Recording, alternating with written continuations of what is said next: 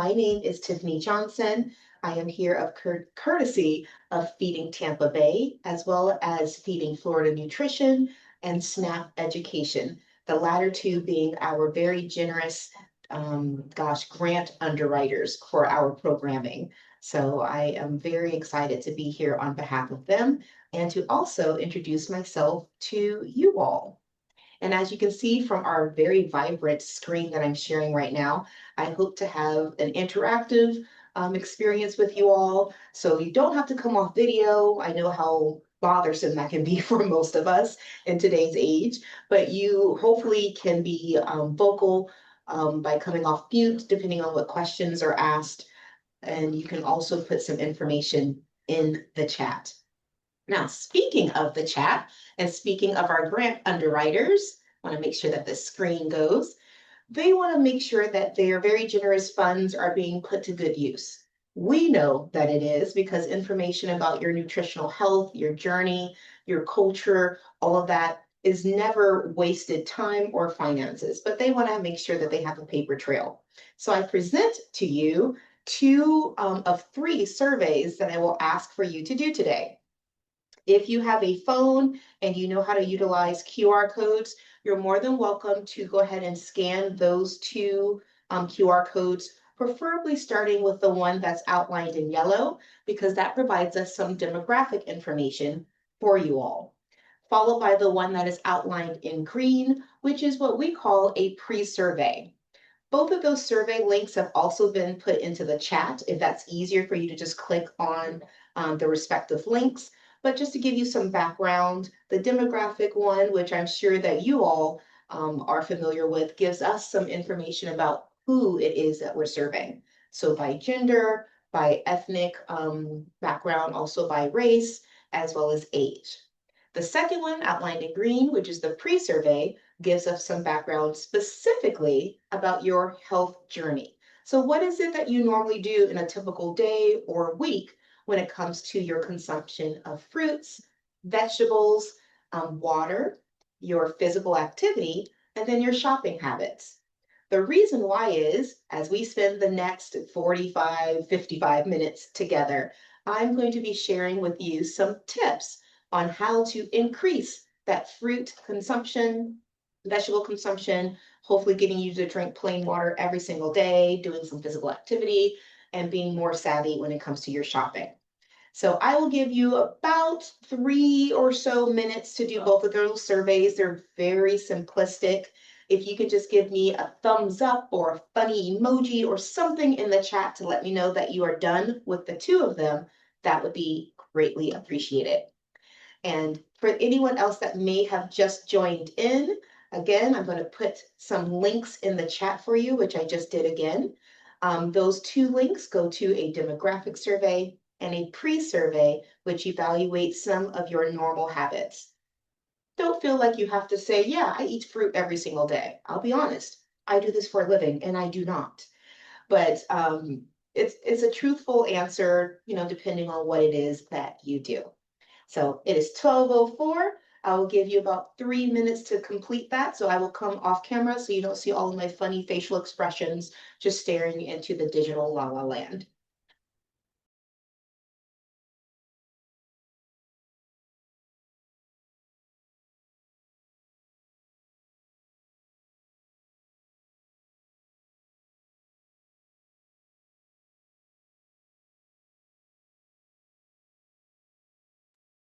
And as a reminder, if you could just let me know if you are done with both of those surveys, the demographic one as well as the pre-survey, you can put something in the chat to let me know. Just to kind of explain some things that are on your screen. When it comes to the pre-survey and the later post-survey that we'll do at the end, it is going to ask for a unique identifier. That identifier, which should be unique to you, hence the word, will be 6 digits or 6 characters. It will be your first and last name initial, the 2 numbers for your birthday month, and the 2 numbers for your birthday day. So for example, I am Tiffany Johnson, so TJ, born November 11th, so 1111. My unique identifier would be TJ1111. Pretty simple for me. And of course, it will be different for you. So I'll give you about 90 more seconds to complete those so we can jump in and learn a little something that you can share with those in your circle and or your families. Thank you, Tanya.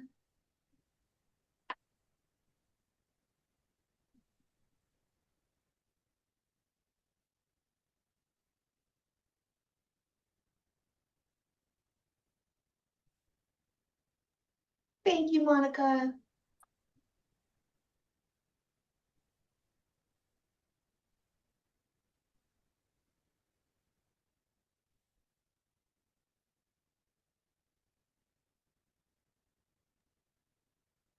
And Christine and Katie and Lindsay, you all are rock stars. I appreciate you so much.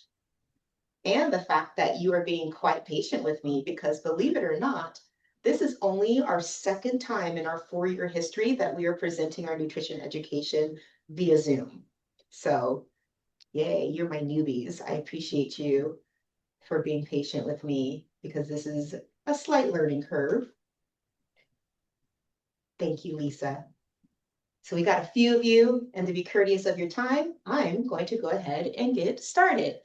For anyone that may not have completed it just yet, as a reminder, both of those links are in the chat with some instructions on how to complete it with a unique identifier.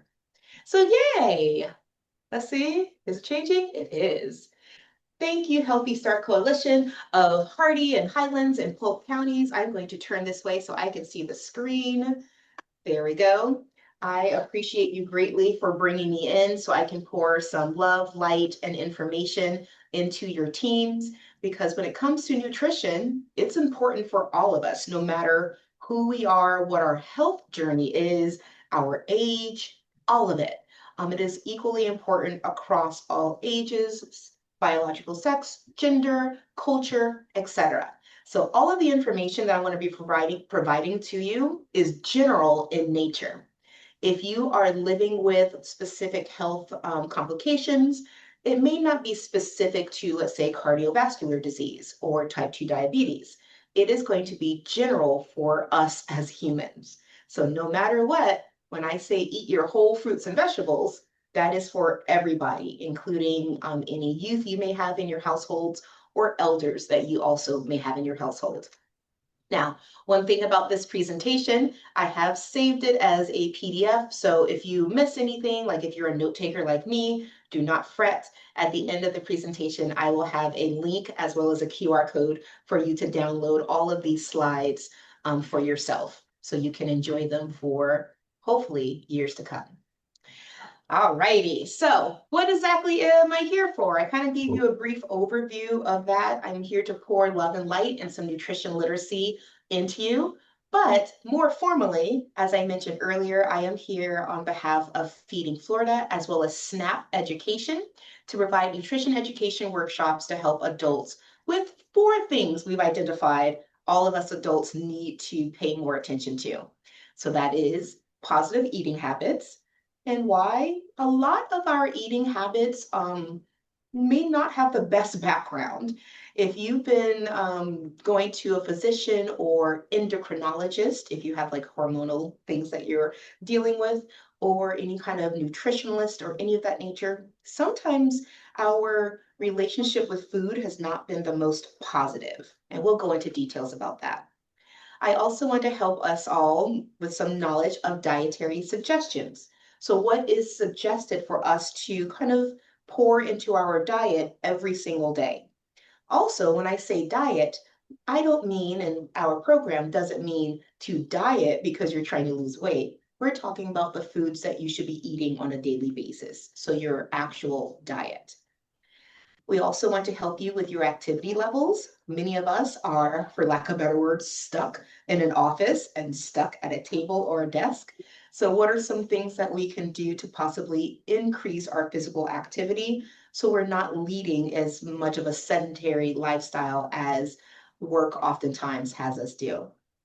The last, which is my absolute favorite because I am frugal. I've had to learn to not call myself cheap because I am very valuable, just like the rest of you. But I do like saving money because I like to get things, and the more money I save, the more things that I can get. So I'm going to also help you with some money saving tips and techniques so you can do the same for yourself or your household. So those are essentially our four main pillars when it comes to nutrition education for adults. Typically, this curriculum, which is called 10 Tips for Adults, is broken into 4 up to 8 different sessions, but we are going to be shrinking that much stuff into one little session, which is conveniently entitled Introduction to MyPlate. If I'm giving you tips about how to lead a more nutritious lifestyle, it all starts with what we are choosing to put on our plate on a daily basis.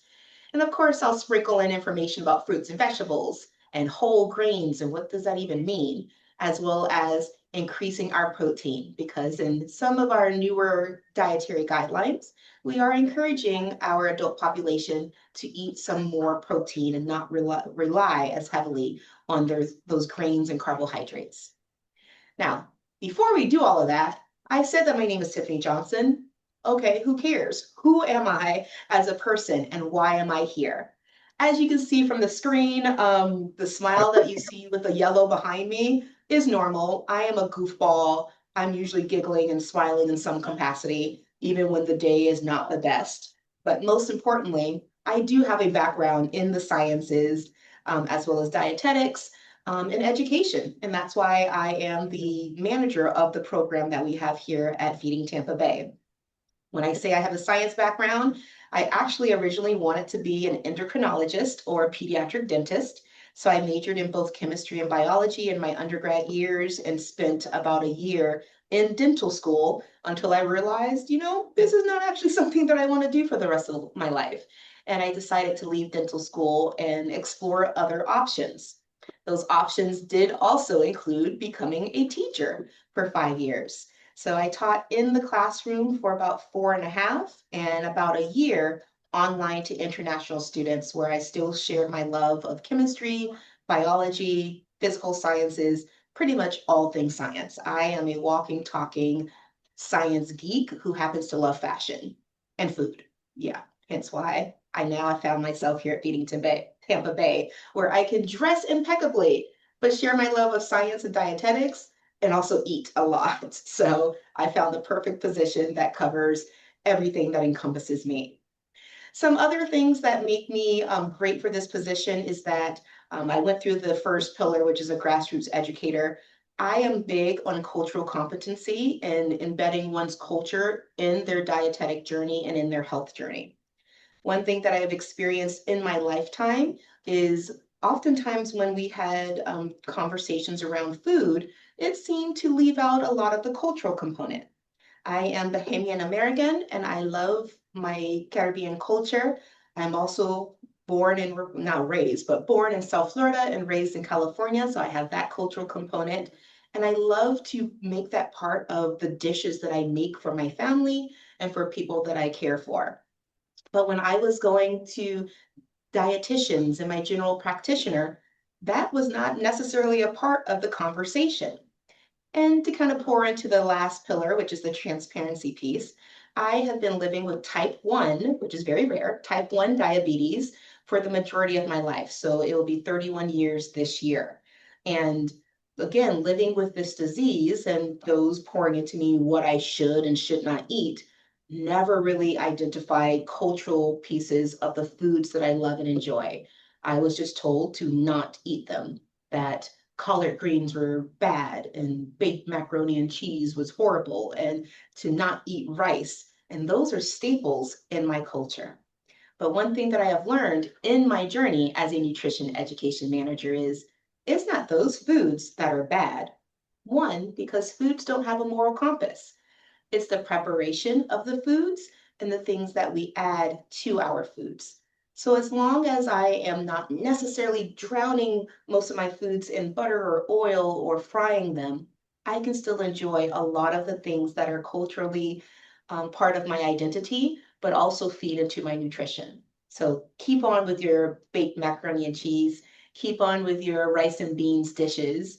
Keep on with your collard greens because believe it or not, collard greens are similar in terms of their nutritional profile to kale. And most people don't know that.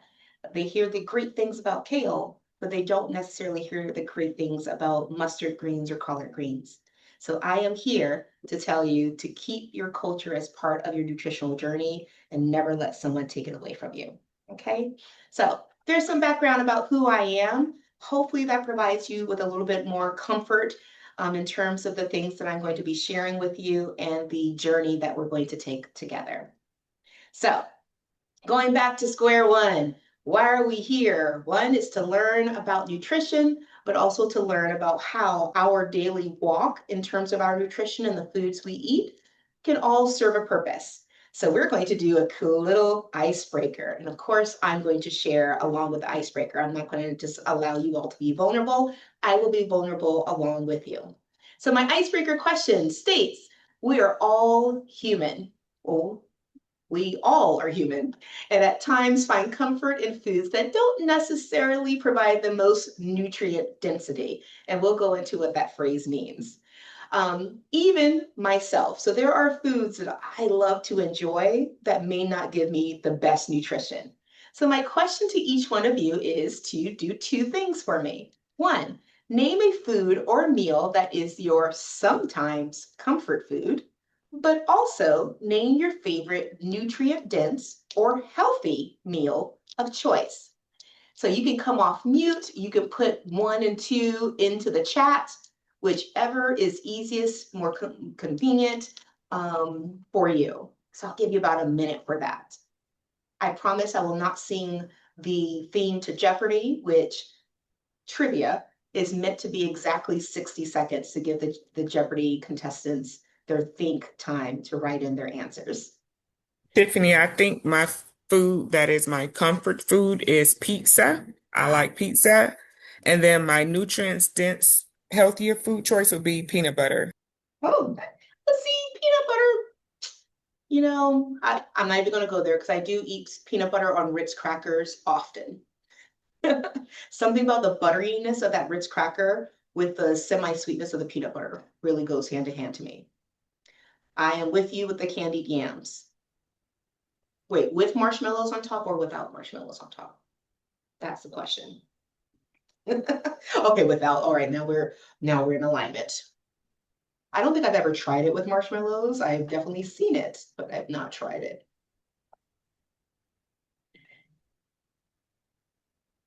All right, peanut butter nut. Love it, love it. Let's see, chocolate and peanut butter ice cream. Okay.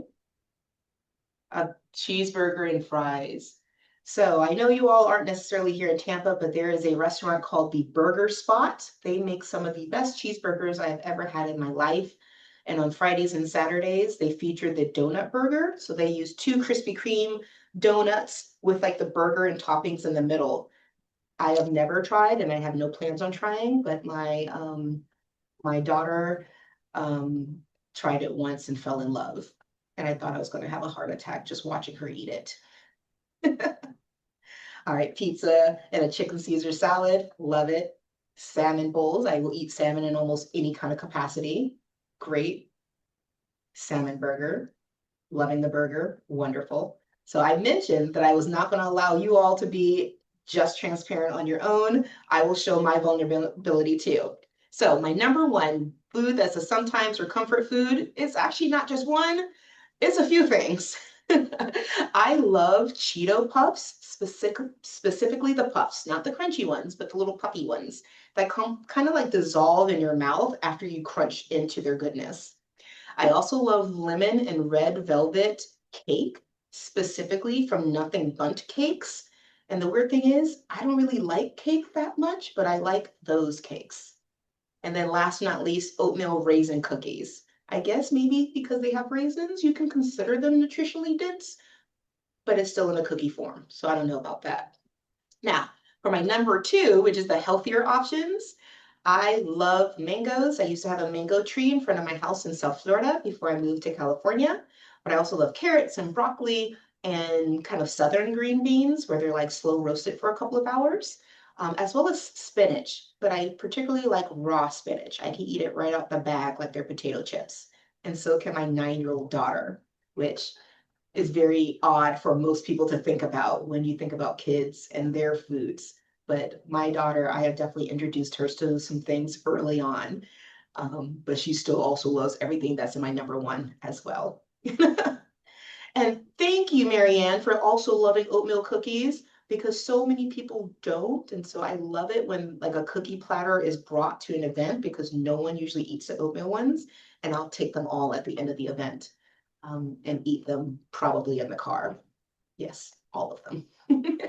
But thank you all for sharing your food choices. You can see that a lot of us are aligned when it comes to things that bring us joy, which typically are the sometimes foods.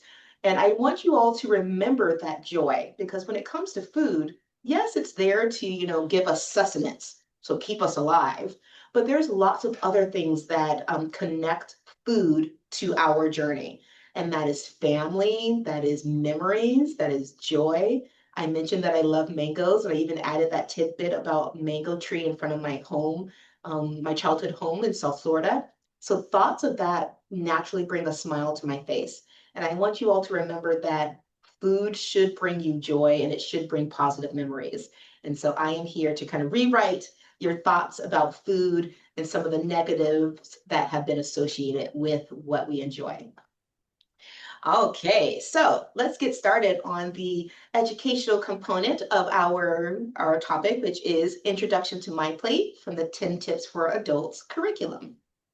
So when it comes to like MyPlate, have any of you ever even like heard of the phrase MyPlate? If you have youth in your household, you may have. They typically have seen it on like their lunch trays. Thank you, Christine. Or like in posters in their cafeteria. And sometimes it's in government entities like WIC or whatever. But pretty much when it comes to the Choose My Plate, it's a theme of healthy eating and encourages all of us to increase our consumption of fruits, vegetables, whole grains, and lean protein. When we talk about MyPlate, this imagery should pop up in your brain. It's something that's been used for over 20 years to help us all visualize what our plates should ideally look like on a daily basis. So it should be inclusive of those lower dairy items, so like low-fat milk or cheeses, whole grains, fruits and vegetables, and the lean protein. But when you look at this imagery, it is broken into like, fractions or quadrants for a reason. And when you kind of glance at it, what do you notice about what half of your meal or half of your plate should ideally have? Give you some thinking time, and you can always pop off mute or throw in the chat what you've noticed about what half of your plate should ideally be. Yes, Lindsay. Yes, Tiara, Atira, either or. You are completely correct. So ideally, when we are eating meals, half of the foods that we choose to consume should be fruits and vegetables. I know that may sound kind of odd, especially when we're thinking about breakfast or snacks, but it's doable. And as we go along during our time together, I hope that some of my examples can show you how you can easily, make half of your meal or half of your plate those whole fruits and vegetables.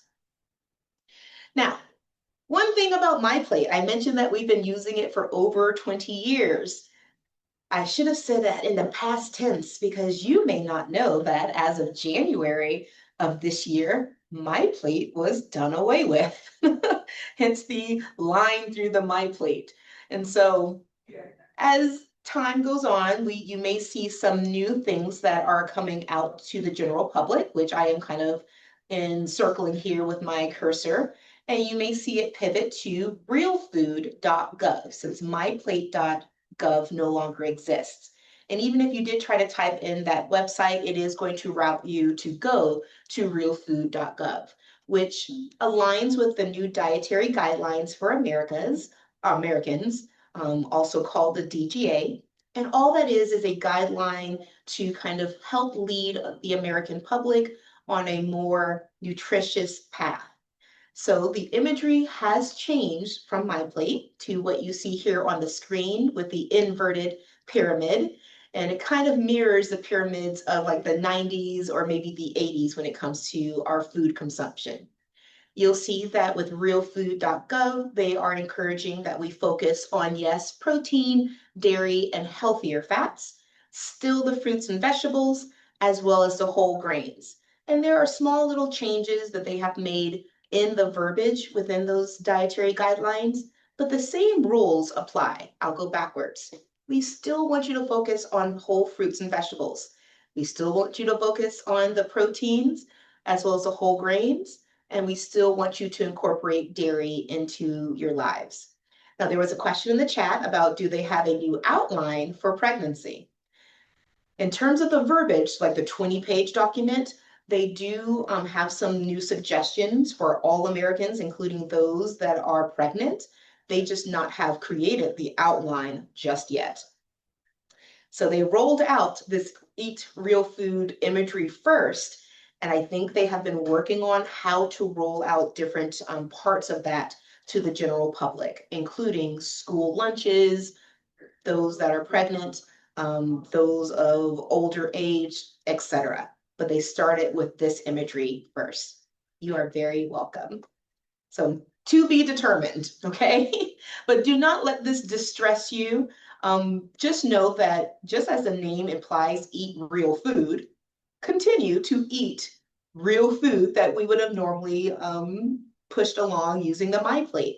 And real food means the food that our lovely earth has provided to us. So those colorful fruits and veggies, the wonderful grains that we have, and leaner choices when it comes to your protein, okay? So just like it says on your screen, nonetheless, still use MyPlate to build a healthy eating style and maintain it for a lifetime. So make sure that you're choosing the same things as before and also focusing on reducing the amount of sodium that you may add to your foods, as well as kind of changing the types of oils or fats that you are choosing to prepare your foods with. And knowing that you don't always have to have added sodium or added fats or oils to your foods. Why? Because air fryers exist, and air fryers are a great tool to minimize that. I don't think I have actually deep fried something in years once the air fryer hit the market. Because why? When I can just air fry it. Alrighty. Any questions thus far? Because we are about halfway through. Going once, going twice. Sold.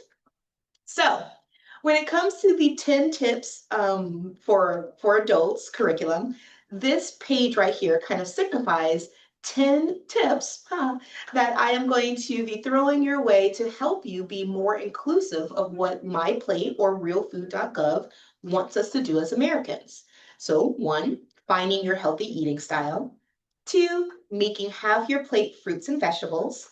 3, focusing on whole fruits, and 4, varying your vegetables. So one person put in the chat that they love broccoli, which is great, but we got to expand beyond just broccoli every single day.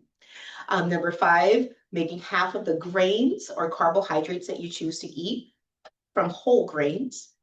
Number 6, moving to low-fat varieties of dairy, so milk and yogurt. Number 6 is a tip of contention, because one thing with the realfood.gov changes, they actually are now suggesting that we focus on whole milk and whole dairy like cheeses. There are definitely some benefits to having whole milk and whole cheeses or whole dairy. But one thing I have to not warn you about, but just make you aware of is the more full fat your dairy becomes, the more saturated fat those foods become as well. And one thing for the American lifestyle or dietary lifestyle that we need to be aware of is that we need to reduce the amount of saturated fats that we are adding to our diet. And whole dairy has a lot more saturated fat. So if you do switch to that, you would just want to reduce the amount of dairy and saturated fats from other foods that you are consuming. Otherwise, you can stick with the lower fat dairy variety and maybe lean into other foods that might have more saturated fat. So it's a balancing act. If you choose one, you need to reduce the other. and vice versa. Tip 7, vary in your protein routine. So remembering there are options outside of consuming animals if you prefer to not. Number 8, I kind of already talked about, so making sure that we reduce our sodium as well as saturated fat, but also added sugars. Number 10 or number 9, focusing on drinking a little bit more water. And then number 10, everything that we consume matters. And yes, it matters for our dietary health, but it also matters for our mental health. So if you really want that scoop of ice cream because you know it's going to help you feel better, go ahead and have it. Just don't make it a habit. Now, there is a question or query in the chat where it said about almond milk. Almond milks or oat milks can be great alternatives to typical cow dairy. Just keep in mind of some of the additives that may be provided into those dairy milk alternatives. So oftentimes to add some sweetness or flavor, they may add additional sugars to the almond milk. So you want to kind of focus on the unsweetened variety or the ones that are not necessarily adding a lot of the additional sugar or flavoring to your milks.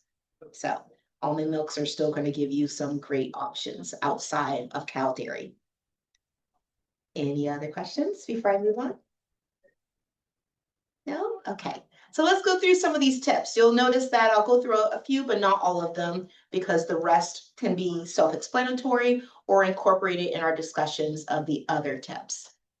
So starting with tip number 1, find your healthy eating style. Creating a healthy style means regularly eating a variety of foods to get the nutrients and calories you need. MyPlate's tips help you create your own healthy eating solutions. So MyPlate can equal my wins. When it comes to your healthy eating style, it may be completely different from someone else. So when we say eat a variety of fruits and vegetables, yeah, that can be for, broccoli, or I said green beans. But if you don't like those, don't force yourself to eat something that you don't enjoy. Find something that aligns with your preferences, your cultural preferences, your palate, and choose from there. So what are some examples of fruits that we could ideally add to my plate? You can throw some fruits in the chat in 3, 2, and a 1. Let's see what fruits you all come up with. I know that on my screen, I have, of course, mangoes, because that is my favorite thing in the world. If I could eat a mango every day, I would be a happy camper. I also put blueberries. Yep, berries, wonderful. Tomatoes, because tomatoes are fruits, people, biologically. And why are they considered fruits? Because they have seeds. Bananas, believe it or not, do have seeds, but they have been engineered so off throughout the years where most often you don't see the seeds of the banana, but they're in there. Oop, my bad. Haha, let's go backwards. So what about our veggies? What are some veggies that you all enjoy? Of course, you know about me and broccoli, but there's also, I mentioned carrots, eggplant. What is that? A squash, green beans. And yes, I love to cook my green beans in a slow cooker, add some potatoes and onion and garlic, a little bit of low sodium chicken broth, and just let them simmer for hours. Okra, I do not prefer okra. They are kind of slimy to me, but my mom loves okra, whether it's in her gumbo or even fried okra. I mentioned spinach too, okay? How about some varieties of whole grains? There's a variety of whole grains. So things like your wheats, your whole corn, your oatmeal, quinoa, brown rice, whole wheat pasta, all of those different things. And I want to remind you and stress, breads are not your enemy. They are biologically necessary. They provide us at a chemical level the energy our brain, muscles, and other organs need to do what they do. So if you've ever partaken in some of the fad diets, like let's say the Atkins diet, which had you focus more on protein and completely eradicating carbs from your diet, what did most people feel? They felt lethargic. They felt tired. And that's because they did not have the necessary energy from the grains they were choosing to omit from their diet. So, question from Lindsay, and I love this question. What would something like chickpea pasta fall under? So, chickpeas are almost like a grain, but they are very protein rich. So they also can fall under the protein category, just like chicken, salmon, nuts, or these black eyed peas. So they're kind of like a twofer. I like to call them a twofer. And if someone is living with a gluten intolerance or even celiac disease, which is a gluten sensitivity, chickpea or garbanzo bean pasta is a wonderful option. And I have tried it. It does feel a little bit more firm, but it still gives you the option of enjoying pastas without getting the wheat pasta, which is going to flare you up and possibly make your ankles swell like it does my mom. She has a gluten intolerance.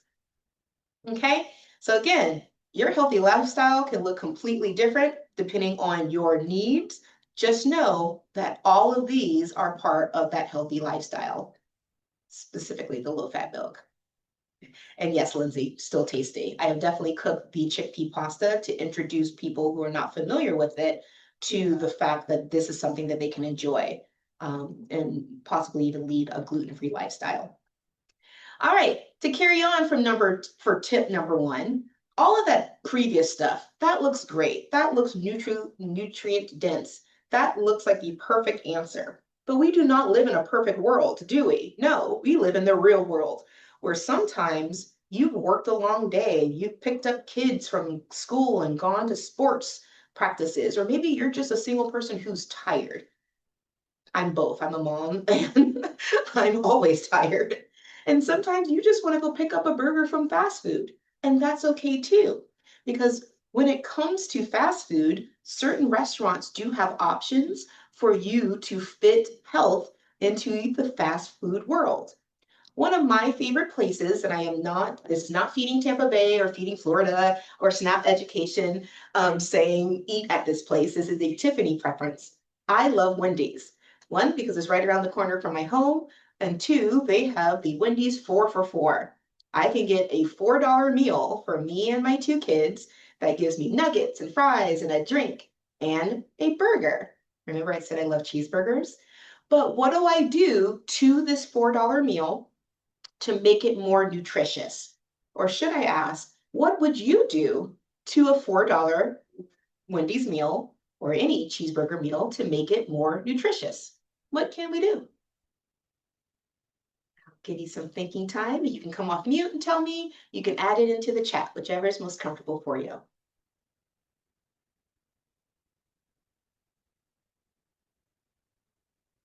All right, I'll start. Ooh, I see something pop up. Let's see what was said.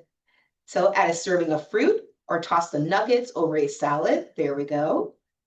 Perfect. I love that because I do love this sounds really awkward, but I love like air fried or fried chicken in my salad with like a vinaigrette. It tastes divine. You can add an apple. Yep. And I have recently tried apple chicken in my salad, which was also wonderful. Now, when it comes to the burger, what else can I do or what have I done and continue to do? I add things like the lovely fruit from a tomato. I've added some additional pickles.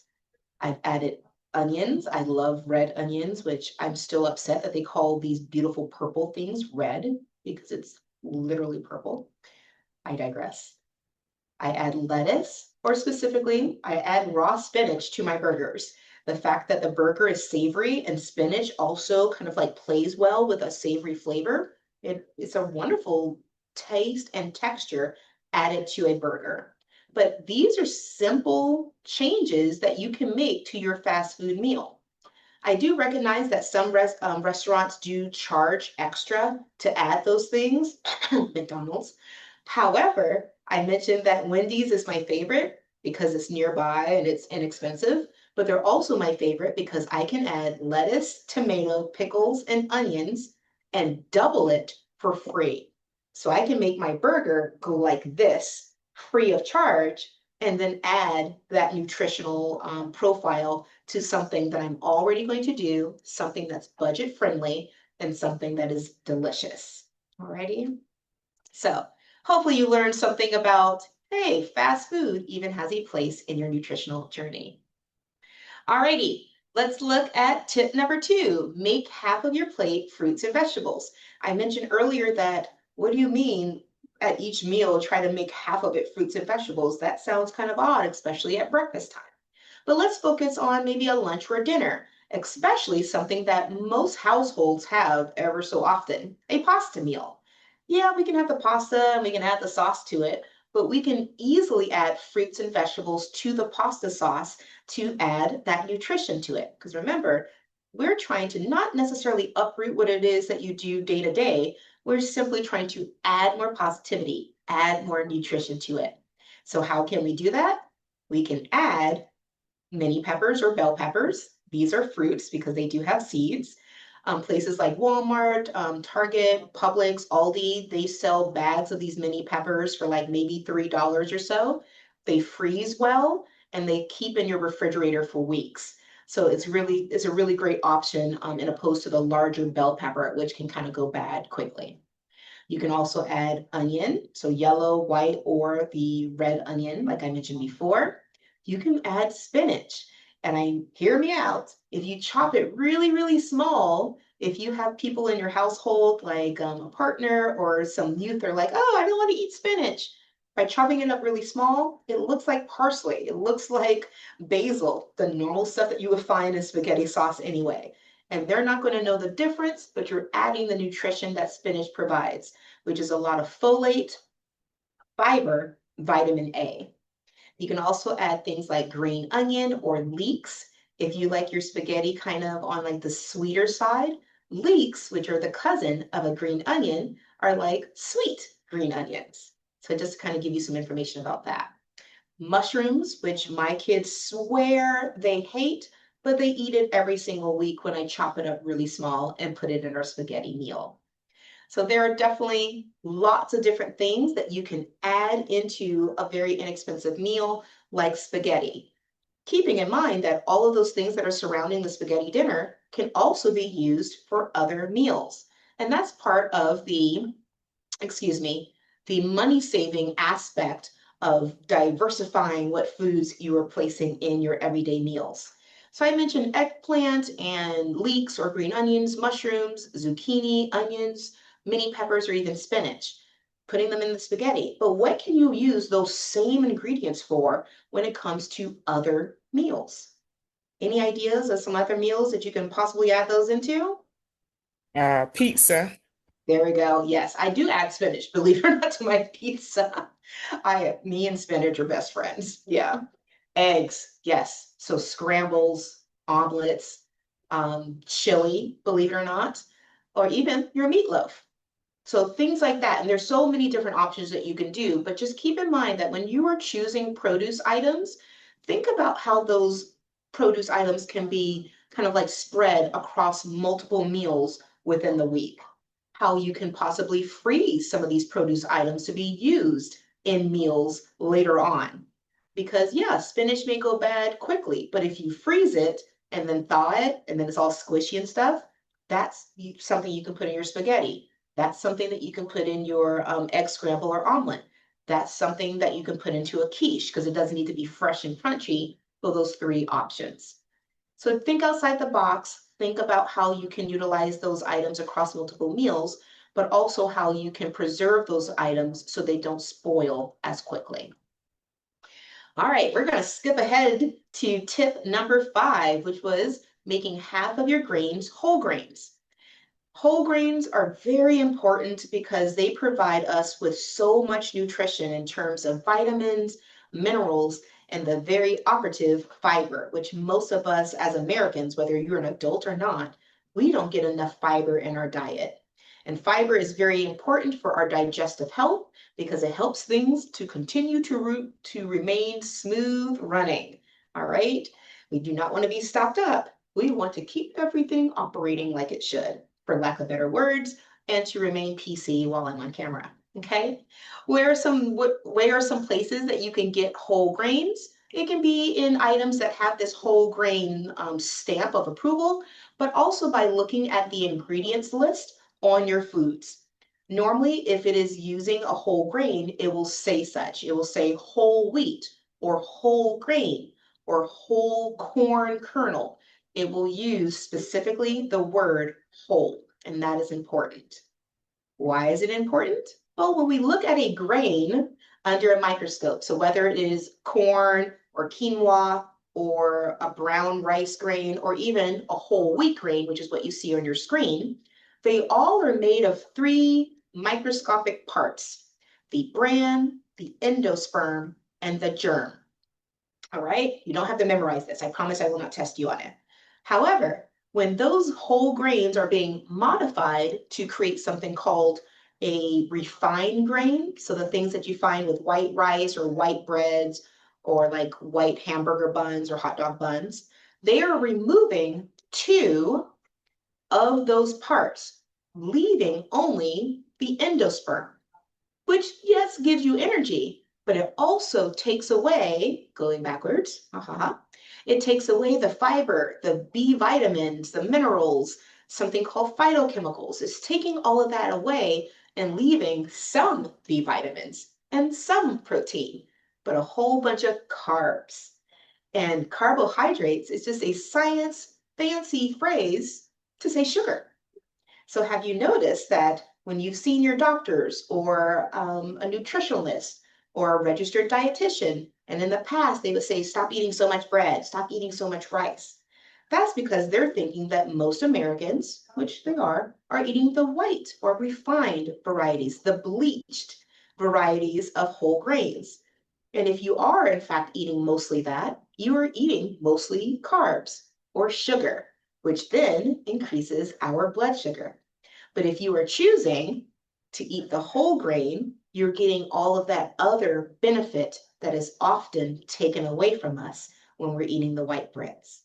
So if you remember anything, remember this: carbs are your friends, but it's the whole grain carbs, the carbohydrates that are in whole grains, that are your best friends.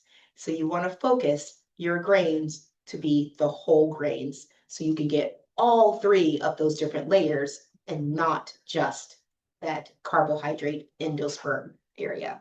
Okay. All right. So jumping ahead also now to tip number 7, varying your protein routine. I have mentioned that we as dietitians or nutrition educators, we want you to focus on increasing how much protein that you consume. And that's something that the realfood.gov is also suggesting for us as part of the dietary guidelines for Americans. They almost want us to double the amount of protein that we get, which is wonderful because protein is great for your skin, your hair, your nails, but also conservation of your muscles. And as we are aging, our muscle density is also declining. So if we want to keep ourselves strong and built and with a higher metabolism, increasing your protein and adding to your protein mass are going to be integral for your health. Protein can look different depending on what your preference is. Of course, it can be inclusive of animal protein, so things like beef or chicken or fish or turkey, but it also could be things like unsalted nuts, beans, so frijoles negro, which I love. I love black beans. It could be pigeon peas, which is a staple that we love in the Caribbean. It can be garbanzo beans, which are the same as chickpeas or hummus, eggs, soy products, all of that kind of stuff. So varying your proteins to be inclusive of not just the animals, but some of the other produce rich protein varieties as well. So what are some simple switches that you can do in your everyday life? We talked about pasta before, and if you like adding meat to your pasta to make a meat sauce, try it with ground turkey. I know that the first time I tried ground turkey, I thought I wanted to run for the hills because the texture was really squishy for me. And over the years, I've learned to just almost burn it. So just cook it a little bit longer than you would typically ground beef. And that's going to firm up the turkey. So then the texture is more closely aligned with ground beef. You can try some snack options that include protein. I mentioned I love mangoes, and so here's an idea, which is the mango black bean salsa, and having that with a low sodium tortilla chip. And believe it or not, Walmart's brand of low sodium tortilla chips are delicious. And so they're about $2 a bag. I go through those easily with making nachos for the family, including the mango black bean salsa. But I want you again to think outside the box when it comes to your favorite meal that typically includes a protein and how you can change up the protein by adding a leaner option or maybe a soy or tofu option or switching out something from the animal protein to a bean variety. So you can think about that on your own time. Last but not least, I mentioned that tip 10 was that everything you eat and drink matters, which is a very true statement. Never think that, oh, it's just this, or I'm just having this again. It all matters. It's all going into your body to either fill you, fuel you, or both. So choose wisely. But also, again, foods do not have an inherent moral value. Do not think that your choice to enjoy some puffy Cheetos after we talk today is a bad choice. Foods are not bad. You are not bad, and your choices to eat are not bad. It's bringing you joy, it's bringing you excitement, is bringing you sustenance in some kind of way. And so if you take away anything from tip 10, just know that yes, what you're choosing matters, but just because you've made the choice doesn't mean that you matter less. All right. But if you can choose a little bit more nutritionally dense, I'm going to be a happy camper. So make sure that you choose to drink more plain water. Making sure you choose to reduce how much sodium you're putting into your foods because that does matter.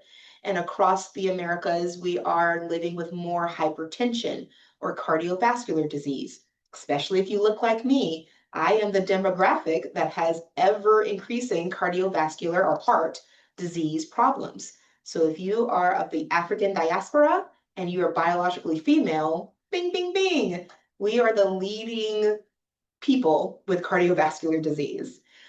So yeah, it does matter, and you matter. And I want you to think of yourself as so inherently valuable that the things that you choose to put into your body adds value to you. Okay. So eat foods from every food group every day and focus on choosing and enjoying foods and beverages with healthier fats, less sodium, less added sugar that stay true to your culture and your preferences. Okay. So look at that. We kind of came right at the perfect time to end. And I want to make sure that I opened it up for questions or comments. Thank you, Monica. I do see that you put in that adding cumin to ground turkey, it adds like a ground beef flavor to it. And so hand clap to that because I did not know that. So I may have to try it. Um, and I do have that in my spice cabinet. I have like over 25 different spices because I love flavor. So I'm happy that you mentioned that because that's something that I didn't mention. Please do not think that just because you're eating more nutritiously that your foods have to be bland. Please sprinkle in the seasoning. Please sprinkle in the flavor. And oftentimes that is missing from a lot of the healthier recipes. I don't know if you've noticed, but they'll tell you to put the kale in and to put these berries in and to put these things in. But I don't see a seasoning in sight. And that hurts me culturally because I love seasoning my food. So make sure you do that as well. All right. So any questions about the 10 tips that I shared and the conversations that we've kind of had? Thank you, Marianne. I tried my best. I tried my best. You should have seen me when I was in classroom. It was kind of like a stand-up comedy every single day with teenagers. My goodness. Tiffany, I have a question. Yes. Um, how would you, or what would you recommend to increase water intake? Yes. So I'm weird. I've learned that I'm weird. I can't taste water. To me, all water tastes alike. Whether I have it from the tap, Dasani, which I know people are like, what? Zephyr Hills, it all tastes the same. So I've learned from people that like they typically don't like water because they don't like the taste of it or that it tastes void.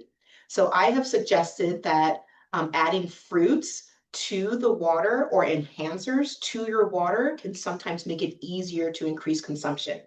So when I say fruits, adding lime slices, lemon slices, if you like grapefruit and it doesn't interact with any medications that you're on, adding those, fresh mint leaves to your water to kind of like make a blend. And if not, Hey, me and Crystal Light have been friends since the 90s because as a, kid and then preteen, learning of their diagnosis with type 1 diabetes, and you're like, oh, well, you can't drink high C or Sunny D or Tang. I'm dating myself. You can't drink these things anymore. Well, what is there for me to drink then? I did lean into the Crystal Light. So I have like 6 different varieties of Crystal Light or hydration packs in my cabinet that I add to my water just to kind of spruce up the flavor. But I also have made a rule for myself that I only add that at mealtime and then I drink water in between meals. So infused water. That was good. Thank you. My pleasure. Someone put in the chat, Lindsay shared, I bought a jug that has a diffuser in the center, so the water flavoring possibilities are endless. Yes, that perfect option. Yes, Tang, I really am dating myself. But, as long as the wrinkles don't show on Zoom, it's fine. You can assume that I'm in my 20s. All right. Any other questions or comments before I get to the last-ish 2 pages? So remember how I asked you to do kind of a survey at the beginning, which was our pre-survey? Well, I have a post-survey that is going to ask you very similar questions to the pre-survey. And I put it in the chat, but you have on your screen the QR code that leads to it. You want to use that same identifier that you used with the pre-survey. So remember, it is the 2 letters for your initials, the 2 numbers for your birthday month, and the 2 numbers for your birthday day. So mine would have been TJ November, so 1 1, 11th, 1 1, TJ 1 1 1 1. You want to use that same unique identifier and answer these post survey questions. Should take you no more than like a minute because it's the same questions. But you want to answer it under the lens of now you've learned a little bit of something from Tiffany. Do you plan on making any changes moving forward? Just do you plan on it? And if you don't, we had some great times together. We had some good laughs about puppy Cheetos, mangoes, adding free produce to your Wendy's 4 for $4, or it might be 4 for $5, depending on your region. We had a great conversation, but just answering those questions under the lens of, do you plan on making changes? If you could let me know if you are completed that in the chat, that would be great, because in about a minute, I'm going to be switching the screen to our closeout screen. Tear. Thank you, Tanya. This is the first time I've been able to have it like projected where I can see what you all see, but also have my screen where I can see the chat and the Zoom controls and all this stuff. This is brilliant. So I gotta make sure whenever I do these Zoom things, I do it in a place where I have my dual screen. Thank you, Lisa. Thank you, Christine.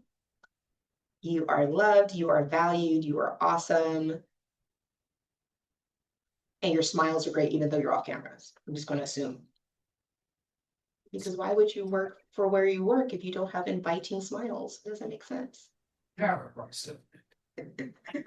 All righty. So even though I'm switching the screen, the link is still in the chat, but I wanted to give you all the opportunity to like hear the thank you for having me. I hope that you learned something that you can kind of embed in your normal day-to-day operations.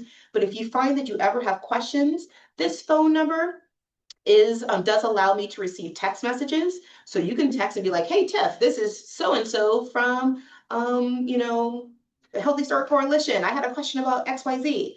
You can also email me because I also get that to my phone right here, which is covered by the Zoom. But if you also wanted to kind of review some of the things that I discussed, this QR code next to my name leads you to the session that we just had together. But just in case QR codes are not your thing, I just put the direct link into the chat so you can press on that and it should open an additional page for you to download it later. And all I did was save the Canva as a PDF for you all to refer to later. But it has been my pleasure to be with you all. We are at 1 o'clock on the dot. Look at that. I got it down to a science only by doing it the second time ever in 4 years. Thank you so much, Tiffany. This has been such an amazing presentation. And if you have not been doing this virtually before, I think you need to do more virtually. It was awesome. Thank you. Thank you. I think my time being the in-classroom educator, and then we had to pivot where we taught kids in front of us, but also had kids at home during COVID. So I would have classes sometimes of 50 teenagers, 20 of them in front of me, and then 30 online. So I had to learn how to pivot real quick. Hence why I'm no longer in the classroom. I was burned out after COVID. But thank you so much for the feedback. I really appreciate it. And the fact that I made this PowerPoint from scratch, man, look at that. Thank you again, Tiffany. Of course, but yes, you can always reach out to me with questions. And if you think Excellent. another entity, like in your counties, like Hardee or wherever, if you think they would benefit from this, let me know who they are, connect them with me, and we can do something virtually since those counties are so far away. Excellent. Thank you so very much. Of If course. there's nothing else, everyone, No. thank you all for joining our Lunch and Learn with Feeding Tampa Bay Nutrition and Education Manager, Miss Tiffany Johnson. Have a great day and have a wonderful week. Bye, Thank everybody. you, y'all. Bye.